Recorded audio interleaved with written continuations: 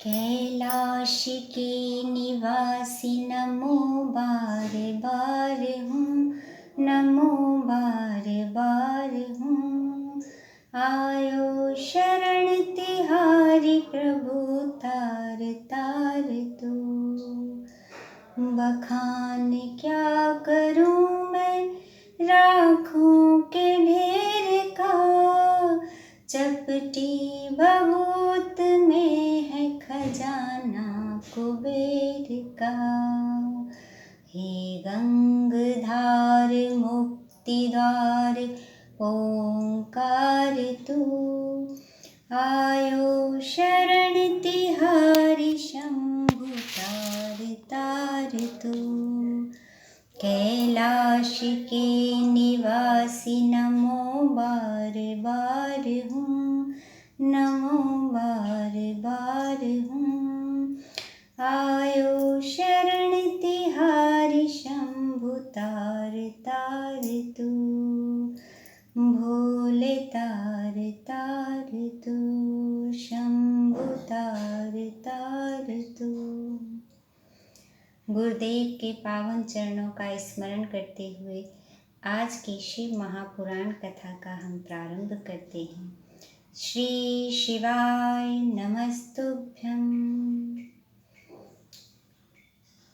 ब्राह्मण बोले, नारी, सौभाग्य की बात है कि भगवान शंकर की कृपा से शिव पुराण की इस वैराग युक्त कथा को सुनकर तुम्हें समय पर चेत हो गया है। ब्राह्मण पत्नी, तुम डरो मत, भगवान शिव की शरण में जाओ। शिव की कृपा से सारा पाप तत्काल नष्ट हो जाता है। मैं तुमसे भगवान शिव की कीर्ति कथा से युक्त उस परम वस्तु का वर्णन करूँगा जिससे तुम्हें सदा सुख देने वाली उत्तम गति प्राप्त होगी। शिव की उत्तम कथा सुनने से ही तुम्हारी बुद्धि इस तरह पश्चाताप से युक्त एवं शुद्ध हो गई है, साथ ही तुम्हारे मन में विषयों के प्रति वैराग्य हो गया है। पश्चाताप ही पाप करने वाले पापियों के लिए सबसे बड़ा प्रायश्चित है। सत्पुरुषों ने सबके लिए पश्चाताप को ही समस्त पापों का शोधक बताया है। पश्चाताप से ही पापों की शुद्धि होती है।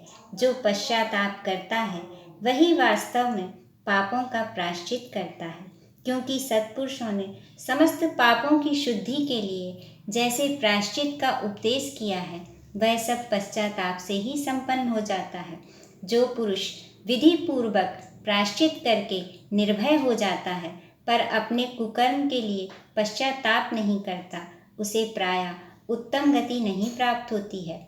परंतु जिसे अपने कुकृत्य पर हार्दिक पश्चाताप होता है वह अवश्य उत्तम गति का भागी होता है, इसमें संशय नहीं है।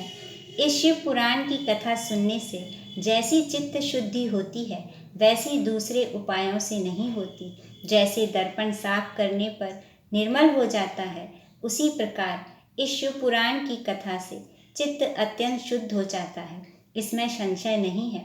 मनुष्यों के लिए शुद्ध चित्त में जगदम्बा पार्वती सहित भगवान शिव विराजमान रहते हैं। इससे वह विशुद्ध आत्मा पुरुष श्री शांब सदाशिव के पद को प्राप्त होता है। इस उत्तम कथा का श्रवण समस्त मनुष्यों के लिए कल्याण का बीज है, अतः यथोचित मार्ग से इसकी आराधना अथवा सेवा करनी चाहिए। यह भवबंधन रूपी रोग का नाश करने वाली है। भगवान शिव की कथा को सुनकर फिर अपने हृदय में उसका मनन एवं निधिध्यासन करने चाहिए। इससे पूर्णतः चित्त शुद्धि हो जाती है। चित्त शुद्धि होने से महेश्वर की भक्ति अपने दोनों पुत्रों अर्थात ज्ञान और वैराग्य के साथ निश्चय ही प्रकट होती है।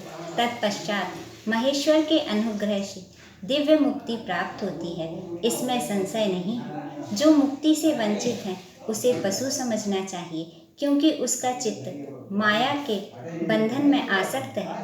वह निश्चय ही संसार बंधन से मुक्त नहीं हो पाता है। तो भक्तों, इस प्रकार हमने आज चंचुला ने कैसे प्रायश्चित किया उसकी कथा सुनी है। हर हर महादेव।